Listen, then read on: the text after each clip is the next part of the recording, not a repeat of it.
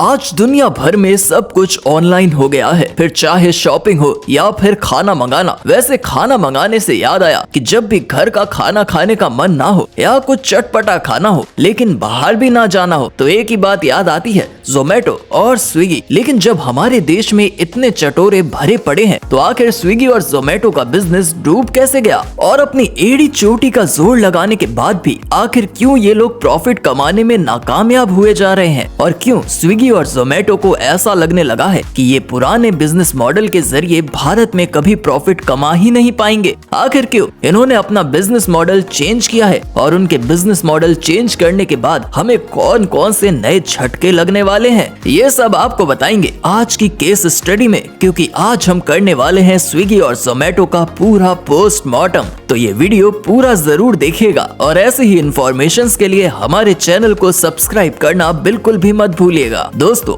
आज के टाइम में फूड डिलीवरी के मामले में जोमेटो और स्विगी का जमकर बोलबाला है और ये हर दिन लाखों ऑर्डर्स भी डिलीवर करते हैं। लेकिन फिर ऐसा क्या हुआ कि बीते कुछ सालों में जोमेटो और स्विगी को करोड़ों का फटका लगा है और ये ऐप्स चाहकर भी पैसा नहीं कमा पाए हैं? चलिए समझते हैं। दोस्तों, अगर लास्ट ईयर की डेटा रिपोर्ट्स को देखा जाए तो पिछली साल 2022 में जोमेटो को 812 करोड़ और स्विगी को 1616 करोड़ रुपए का घाटा हुआ था। लेकिन क्यों?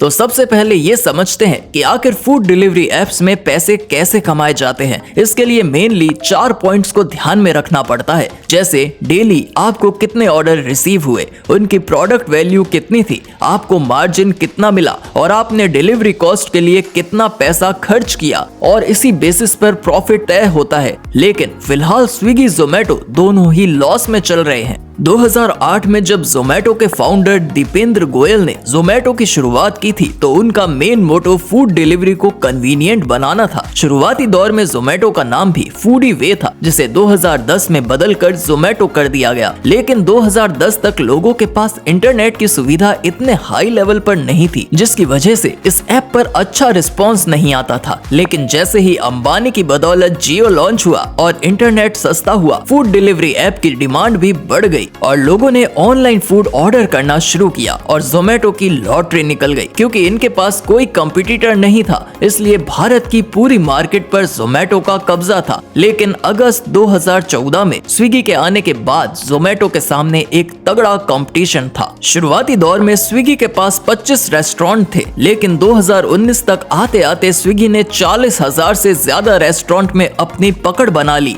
और यहाँ पर स्विगी और जोमेटो में बराबरी का दौर शुरू हो गया। इन दोनों ही फूड डिलीवरी एप्स का बिजनेस मॉडल लगभग सेम था, जिसके जरिए ये पैसा कमाती हैं, जिसमें food delivery service, advertisement service और कंसल्टेंसी सर्विस प्रोवाइड करती हैं। फूड डिलीवरी सर्विस में ये ऑनलाइन आपका ऑर्डर लेकर आपके पसंदीदा रेस्टोरेंट से उस ऑर्डर को पिक करके आपके घर पर पहुंचाती हैं और बदले में इन्हें कमीशन मिलता है। वहीं एडवर्टाइजमेंट में ये उन रेस्टोरेंट से चार्ज करती हैं जो खुद को उनकी एप्स में टॉप पर दिखाना चाहते हैं और अपने एडवर्टाइजमेंट चलाना चाहते हैं। वहीं कंसल्टेंसी में ये उन नए रेस्टोरेंट के जरिए पैसा कमाती हैं जो नई लोकेशन पर अपना रेस्टोरेंट खोलते हैं। ये उन रेस्टोरेंट को कंसल्ट करती हैं कि उन्हें कौन सी डिश और कितने प्राइस की सेल करनी चाहिए ताकि उनके रेस्टोरेंट की पॉपुलैरिटी बढ़ सके, और इस तरह जोमेटो और स्विगी अपना मार्जिन निकालती हैं। लेकिन इतना इजी बिजनेस मॉडल होने के बावजूद जोमेटो और स्विगी आज घाटे में जा रहे हैं। इसका रीजन भी समझ लेते हैं। तो दोस्तों, अगर फूड डिलीवरी मार्केट की इंडिया और फॉरेन कंट्रीज के साथ कंपैरिजन किया जाए तो अमेरिका और यूरोप में एक ऑर्डर की एवरेज वैल्यू लगभग $30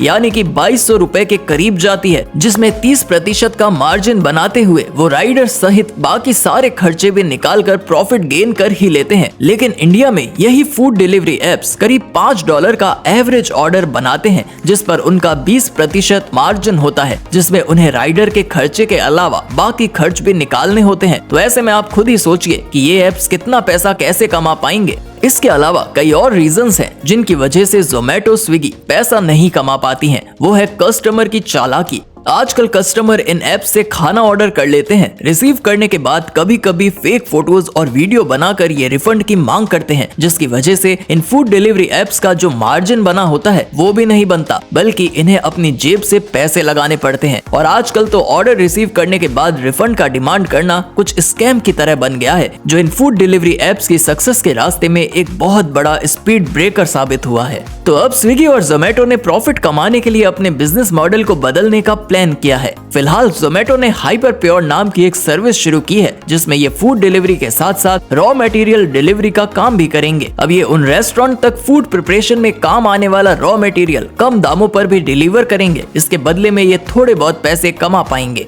इसके अलावा जोमेटो ने डार्क स्टोर्स के माध्यम से 10 मिनट डिलीवरी का फंडा शुरू किया है। ऐसे में ये एक लोकेशन पर 5 किलोमीटर के दायरे में एक डार्क स्टोर्स खोलने वाले हैं, जहां पर ऑफलाइन कस्टमर का जाना अलाउड नहीं होता। इन स्टोर्स में ये कस्टमर की मोस्ट ऑफ डिमांडिंग और ज्यादातर ऑर्डर करने वाली डिशेस पहले से ही प्रिपेयर करके रखते हैं और ऑर्डर आते ही इन डिशेस को गर्म करके आप तक 10 मिनट के अंदर पहुंचा देते हैं, जिससे लेट ऑर्डर रिसीव के चलते जो इनका कस्टमर का आंकड़ा गिरा है वो संभालने के चांसेस हैं। तीसरे फंडे में जोमेटो ने ग्रोसरी डिलीवर करना शुरू किया है। इसमें ये अपने कस्टमर तक बने खाने के अलावा सूखा राशन भी पहुंचाएंगे। इसमें आपको आपकी रसोई घर की इस्तेमाल होने वाली चीजों के साथ साथ सब्जियां भी पहुंचाई जाएंगी। अपने नए मॉडल के जरिए जोमेटो ज्यादा से ज्यादा प्रॉफिट कमाने की कोशिश में लगा हुआ है। वहीं स्विगी ने स्विगीज इन बॉक्स करके एक फैसिलिटी शुरू की है, जो डोर टू डोर आपकी छोटी मोटी करियर सर्विस भी आपको प्रोवाइड करेंगे। इसके बदले वो आपसे चार्ज लेंगे। इसके अलावा स्विगी ने सुपर स्विगी करके एक नया मॉडल लॉन्च किया है, जिसके जरिए ये सब्सक्रिप्शन के बदले आपको डेली नीड्स की चीज डिलीवर करेंगे।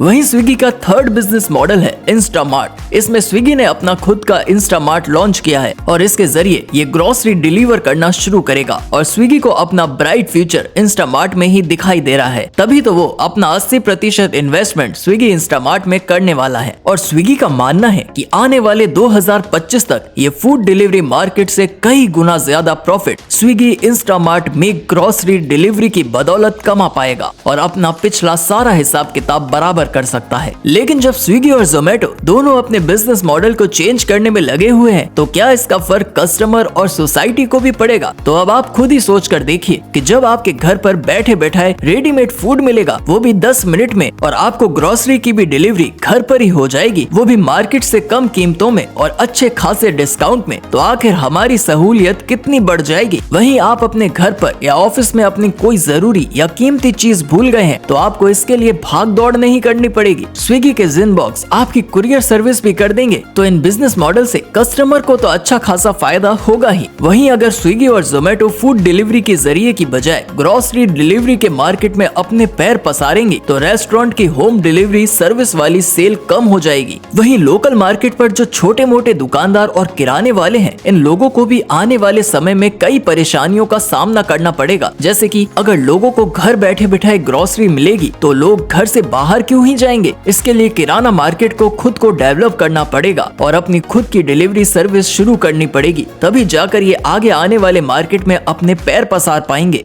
तो दोस्तों, अपना बिजनेस मॉडल चेंज करके हो सकता है स्विगी और जोमेटो अपने पुराने नुकसानों की भरपाई कर पाए, लेकिन फिर भी अब इन्हें संभाल कर कदम रखने की जरूरत है, क्योंकि इंडिया के मार्केट में कस्टमर की जेब से पैसा निकलवाना कोई छोटी मोटी बात नहीं है। उम्मीद करते हैं दोस्तों, जोमेटो और स्विगी की केस स्टडी आपको पसंद आई होगी। वीडियो पसंद आई हो तो वीडियो को लाइक कीजिए, चैनल को सब्सक्राइब कीजिएगा और ज्यादा से ज्यादा लोगों तक शेयर करना बिल्कुल भी मत भूलिएगा। धन्यवाद।